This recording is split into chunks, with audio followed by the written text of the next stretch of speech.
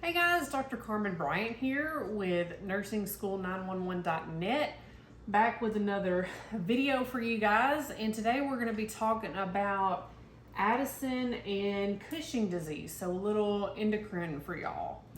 All right, so I want to start off by just saying that endocrine can be like one of the most kind of intimidating systems to learn.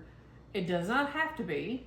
Because I tell my students, basically if you learn one endocrine disorder, then you have learned the other because they're kind of all opposites of each other, right? So we're going to start off with talking about Addison, and you see I have a negative sign by Addison and a positive sign by Cushing. And sorry about the big band-aid. I have a curling iron emergency burn on my hand the other day. But the negative sign by Addison is that we are lacking hormones. And the way that I remembered this in nursing school is that we need to add some hormones in Addison disease. Okay, so these are disorders of the adrenal cortex. Okay, these are little glands that sit on top of your kidneys, and your adrenal cortex are responsible for producing three hormones. Okay, so you have three classes of hormones. You have what we called in nursing school, my awesome nursing instructor Pam Forsyth called them the three silly sisters of sugar, salt, and sex. So you have cortisol, which is sugar, which is your glucocorticoid. You have aldosterone, which is the saltwater hormone, and it's also called a mineral corticoid. And then the androgens, which are the sex hormones. So those are the three classes of hormones produced by the adrenal cortex: sugar, salt, sex, cortisol, aldosterone, androgens. So with Addison, we are lacking these hormones. We need to add some hormones in this disorder, all right? So Addison is typically an autoimmune issue. Addison is very rare, like true, primary Addison, where there's an autoimmune issue attacking the adrenal cortex itself, is rare. But that's kind of, the underlying etiology for Addison. So with Addison, again, we're lacking aldosterone, we're lacking cortisol, and we're lacking androgens. So aldosterone, remember, it's your salt water hormone. It's one of the key players involved in the renin-angiotensin-aldosterone system. So aldosterone tells your body to hang on to fluid and sodium, all right? So if we're lacking aldosterone in Addison, then we're going to be low in sodium. So we're going to be very hyponatremic, and we're going to have a low fluid volume status. And so with that comes along hypotension, right? So if we're losing fluid, if we're losing sodium, then hypotension accompanies that. We're going to be low on cortisol, which is your sugar. Okay, so with low sugar, obviously we're going to be worried about blood glucose levels or hypoglycemia. Okay, so that's one of the main concerns that we have with Addison disease. Not so much concern with the androgens with Addison. You'll also see that I have an increased potassium level with Addison. So with aldosterone tells our body to hang on to sodium, but it also tells our body to release potassium. So if we're lacking aldosterone, we're going to lose sodium and we're going to hang on to potassium. All right, so we have to watch for hyperkalemia. We have to monitor for dysrhythmias, okay? So, thinking back to ABC, obviously we're thinking about mental status. If the patient is very hypotensive, their ability to protect their airway. We're thinking about breathing and circulation, so they'll be possibly hypotensive and might be having some dysrhythmias. So those are definitely priority assessments as the nurse. So what are we going to do about this? Obviously, we're going to give IV fluids if hypotension is an issue. If there are dysrhythmias present, then we'll give antidysrhythmics. And we've got to give IV cortisol. We've got to give hydrocortisone.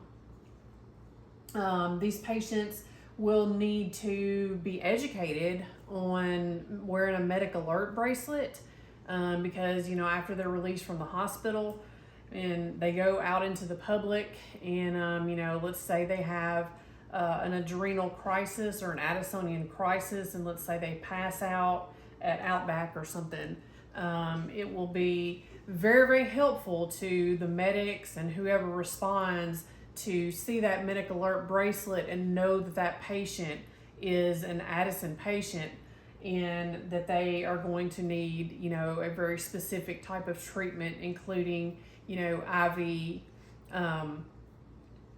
cortisol.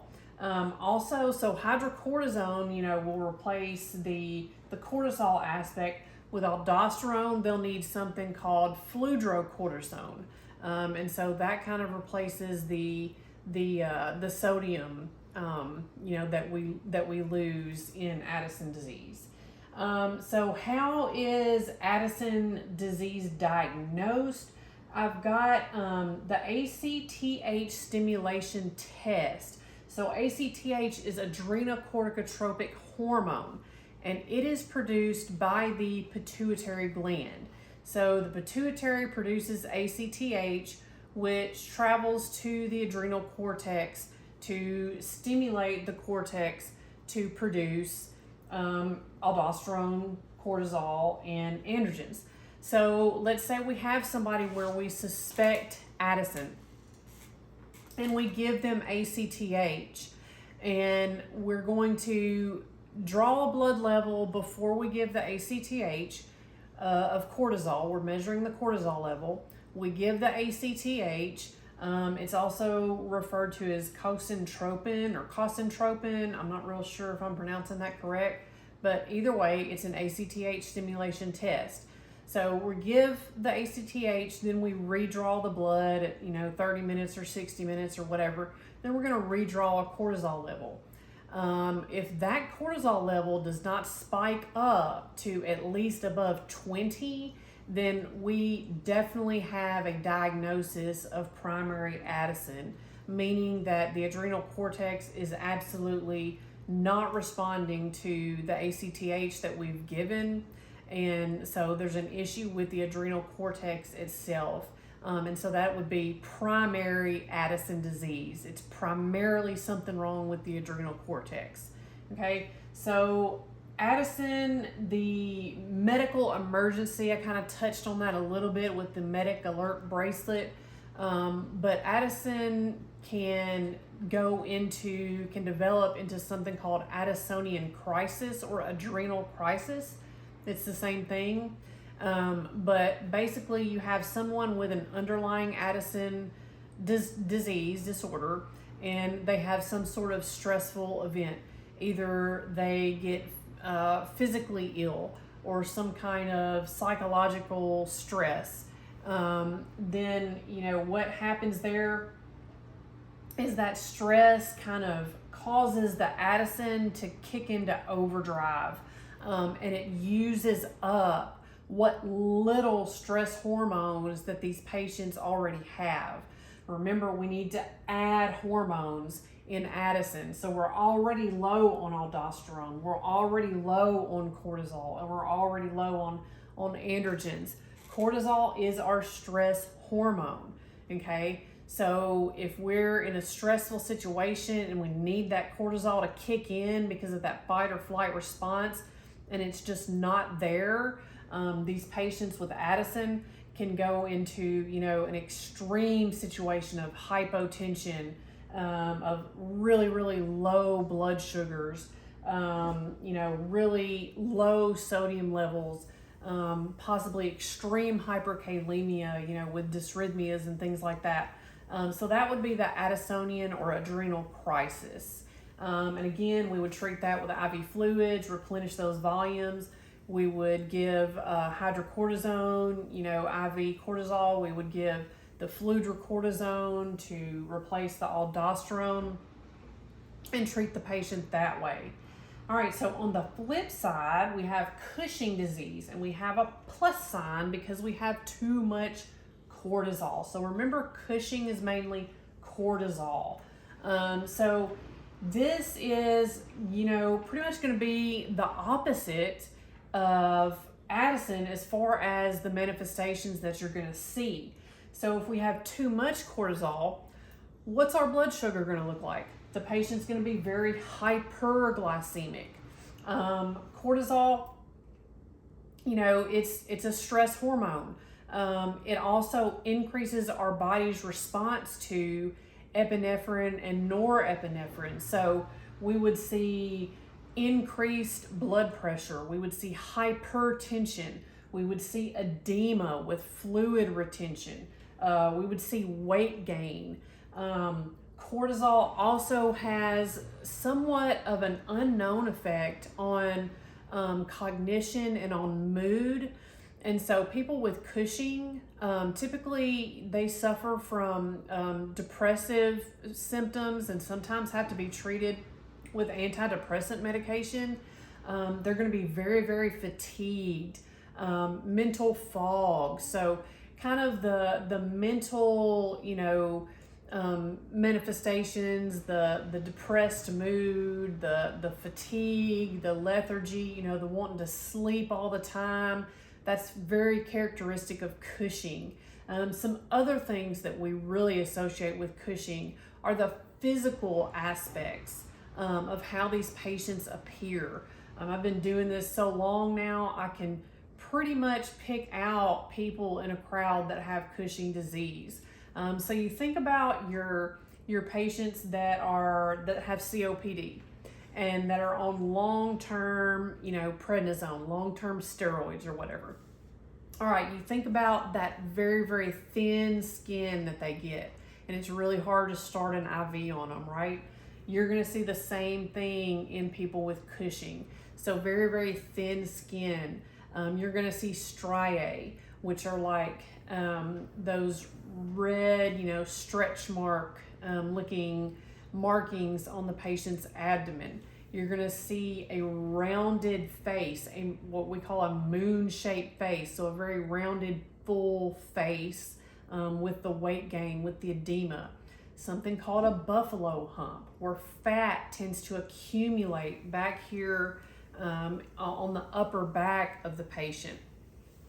They're going to bruise very easily, so very easy bruising. Extended exposure to way too much cortisol suppresses the patient's immune function and inflammatory response, so they're going to be very susceptible to infection. And like I said, the edema, the weight gain, so lots of physical manifestations that you're going to see with your patients with Cushing disease, as opposed to with Addison. One unique manifestation that I didn't talk about with Addison is the kind of tanned appearance that these patients take on. ACTH and melanocytes are, the cells that produce melanin that, cause your skin to tan. There's a relationship there. So people with Addison disease have a kind of a tan skin appearance. JFK was one of the most famous people with Addison disease. So with Cushing, again, the increased blood glucose, the hyperglycemia, the hypertension, the weight gain, the edema, the striae on the abdomen, the buffalo hump or the accumulation of fat on the patient's upper back, the very easy bruising, the very thin skin, I think I said easy bruising. I think I'm just repeating myself at this point. But the depressed mood, the mental fog, the fatigue. The fatigue is really, really pronounced in patients with Cushing disease. So what do we do to diagnose Cushing disease? So something called a dexamethasone suppression test. So dexamethasone is a hormone that actually binds to the same receptors as cortisol. Excuse me.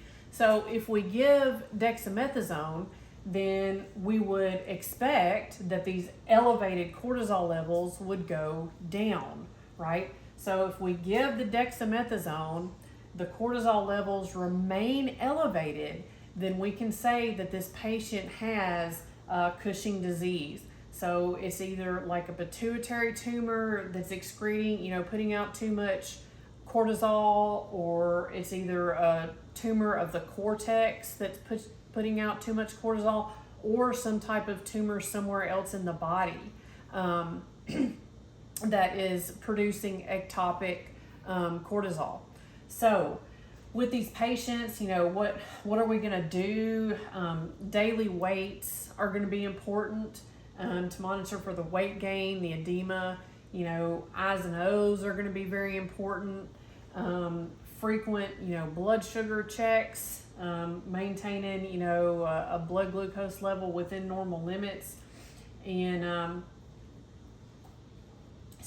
of protecting them from infection, and just kind of treating the symptoms by doing the things that we've already discussed.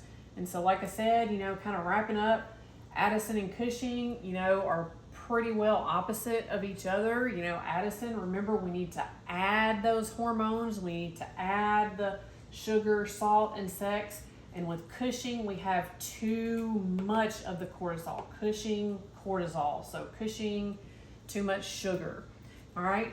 So I really, really hope that this summary has been helpful to you guys. As always, please check out all the resources on nursing-school911.net. And I hope you all are having a wonderful semester. And I just want to thank you guys so much for watching today's video.